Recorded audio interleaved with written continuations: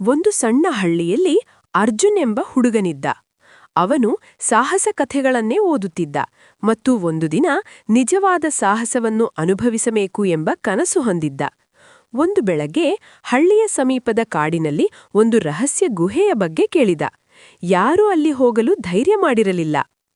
ಅರ್ಜುನ್ ತನ್ನ ಸ್ನೇಹಿತ ರವಿ ಜೊತೆಗೂಡಿ ಆ ಗುಹೆಯನ್ನು ಅನ್ವೇಷಿಸಲು ನಿರ್ಧರಿಸಿದ. ಇಬ್ಬರು ಟಾರ್ಚ್ ಮತ್ತು ಸ್ವಲ್ಪ ಆಹಾರ ತೆಗೆದುಕೊಂಡು ಕಾಡಿನೊಳಗೆ ಪ್ರವೇಶಿಸಿದರು. ಗಾಢ ಕತ್ತಲೆಯ ನಡುವೆ ವಿಚಿತ್ರ ಶಬ್ದಗಳು ಕೇಳಿಬರುತ್ತಿದ್ದವು. ಆದರೆ ಅವರು ಹೆದರದೆ ಮುಂದೆ ಸಾಗಿದರು. ಗುಹೆಯೊಳಗೆ ಹೋಗುತ್ತಿದ್ದಂತೆ ಅವರಿಗೆ ಹಳೆಯ ನಕ್ಷೆ ಮತ್ತು ಕೆಲವು ರತ್ನಗಳು ಸಿಕ್ಕವು. ಅದು ಪುರಾತನ ರಾಜನ ಖಜಾನೆ ಎಂದು ಅವರಿಗೆ ತಿಳಿಯಿತು. ಆದರೆ ಅಷ್ಟರಲ್ಲಿ ಗುಹೆಯೊಳಗೆ ಬಿದ್ದ ಕಲ್ಲುಗಳಿಂದ ದಾರಿ ಮುಚ್ಚಿತು. ಇಬ್ಬರೂ ತಕ್ಷಣ ಯೋಚಿಸಿ ಮತ್ತೊಂದು ದಾರಿ ಹುಡುಕಲು ಆರಂಭಿಸಿದರು.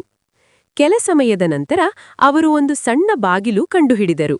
ಅದನ್ನು ತೆರೆದಾಗ ಹೊರಗಿನ ಬೆಳಕು ಕಾಣಿಸಿತು. ಸುರಕ್ಷಿತವಾಗಿ ಹೊರಬಂದ ಅವರು ತಮ್ಮ ಸಾಹಸವನ್ನು ಯಶಸ್ವಿಯಾಗಿ ಮುಗಿಸಿದರು.